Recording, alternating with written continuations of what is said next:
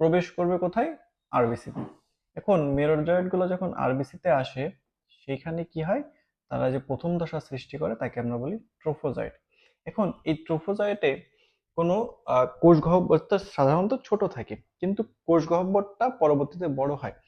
কোষ গহ্বরটা যখন বড় হয়, আমরা দেখি যে কোষ গহ্বরটা বড় হচ্ছে, নিউক্লিয়াসটা আরো সাইডে যাচ্ছে। এখন এই রকম হইতে হইতে আস্তে আস্তে সেটা দেখতে কেমন হয়, মনে হয় যে এটা একটা আংটি যার উপর মুক্তা বসানো আছে।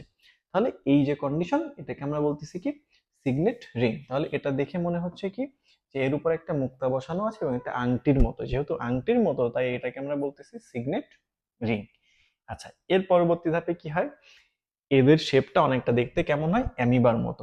যেহেতু এটা অ্যামিবার মতো তাই এটাকে আমরা বলতেছি অ্যামিবয়েড ট্রোফোজয়েড। আচ্ছা, এখানে একটু কারেকশন হবে যে এই হিমোজয়েন্টটা যাবে কোথায়, অ্যামিবয়েড ট্রোফোজয়েটে। সাফনাস দানা এটাও যাবে কোথায়, অ্যামিবয়েড ট্রোফোজয়েটে।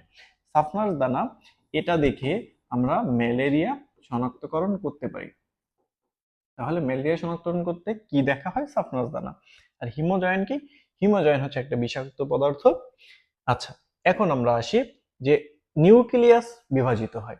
তাহলে যে কোনো ধাপেই যদি নিউক্লিয়াসের সংখ্যা বাড়ে, সেই ধাপটার নাম আমরা বলি কি, সাইজন। তাহলে এই সাইজনটির ক্ষেত্রে নিউক্লিয়াসের সংখ্যা বৃদ্ধি পেল। এখন নিউক্লিয়াস বৃদ্ধি পাওয়ার পর দেখা যায় কি, প্লাজমা মেমব্রেনটা ভাঁজ হয়ে ভেতরে প্রবেশ করতে শুরু করে।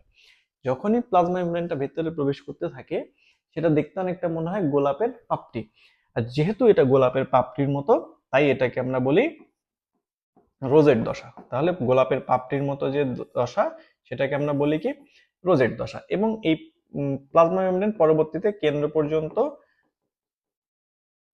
উপবৃদ্ধি তৈরি করে এবং সেখান থেকে তৈরি হয় কি, নতুন একটা সেল। এবং সেই সেলগুলো হয় ম্যাক্রো, মাইক্রো। ম্যাক্রো থেকে হবে স্ত্রী গ্যামিট, আর মাইক্রো থেকে হবে কি, পুংগ্যামিট। ম্যাক্রো সেখান থেকে হবে স্ত্রী, আর যেটা মাইক্রো মানে ছোট, সেই ছোটটার থেকে তৈরি হবে কি, পুংগ্যামিট। দেখেন।